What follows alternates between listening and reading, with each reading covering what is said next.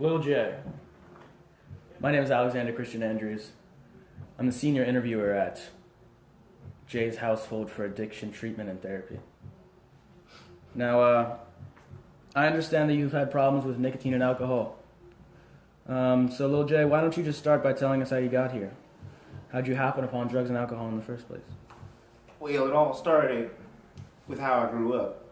You see, my alcoholism can be hereditary. Hereditary, yeah. Not only my father, but my grandfather as well. We are all about that life. Very interesting. Yeah, the Unger study suggests that there's kind of a cultural acceptance in your community that suggests that you're more likely to do drugs and alcohol if you're impoverished. 30% of those below the poverty line in the United States smoke, while only 20% above it do. Very interesting. And, it's unfortunate to hear that your families have those problems.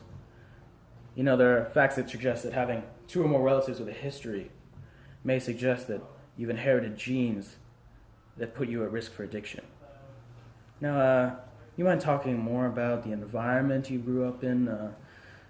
It's not quite as simple as just having bad genes. So would you talk a little bit about that, please? Well, the household I grew up in, it was a neighborhood in a household where drugs and alcohol were highly accessible and prevalent. You see, I was introduced to my first cigarette by my drug dealer at the ripened age of 4 years old. 4 years old? Yeah.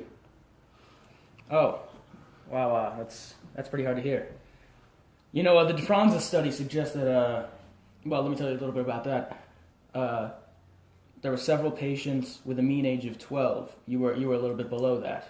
But it found that children who had their first puff of a cigarette and experienced a feeling of fun and pleasure, cited by Charlton, a feeling of fun and pleasure in children when they smoke cigarettes. About 91% of those became dependent upon the drug, while 60% became addicted later in life.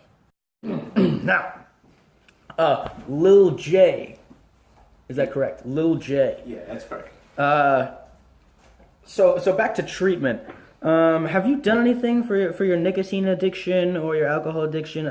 Perhaps, nicotine replacement such as gum, patches, sprays, Zyban, for example?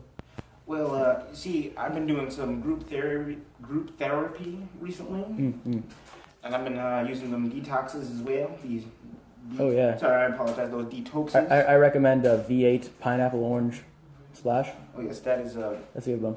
It's very wonderful. You see, not that long ago, this used to be the only bottle I touched, but you see, as I and what bottle is that? Oh, sorry, it's Coke. Oh yeah, of course.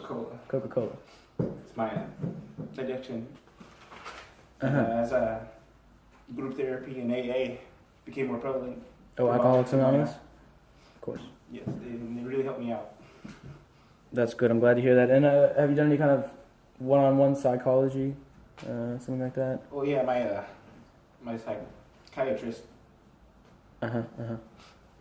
He If this is hard to talk about, just take a moment if you really need to. Thank you. Yeah, we've been having one-on-one sessions lately, and I've been showing a little bit of recovery steadily. That's good. Now, Jay, I think we're pretty much finished here. Is there anything else you'd like to talk about? I mean, really, you shouldn't do drugs, kid. Yeah, we're gonna need to touch on prevention, I think.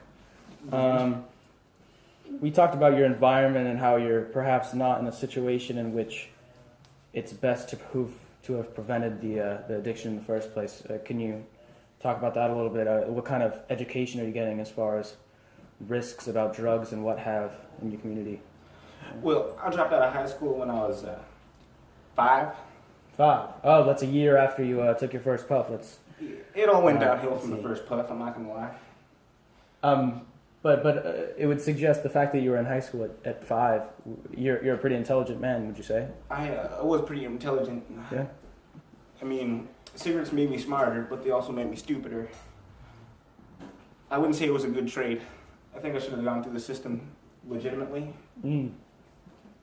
Because after my first puff, I just got addicted, man. I hear you. It changed me. I hear you.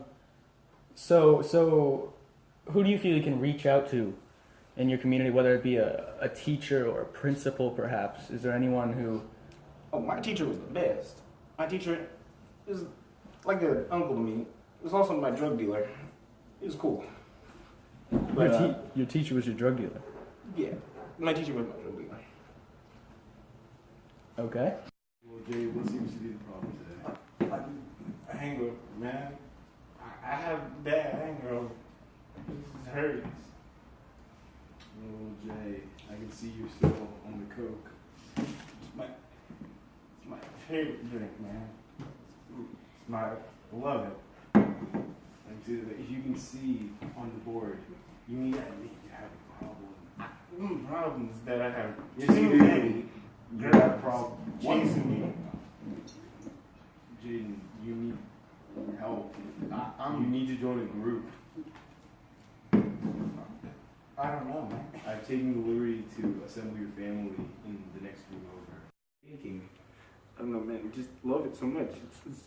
It's addicting. It really is.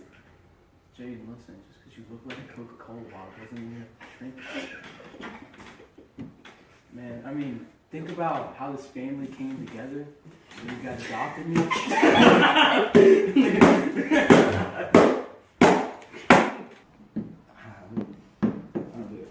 know they would love to see you.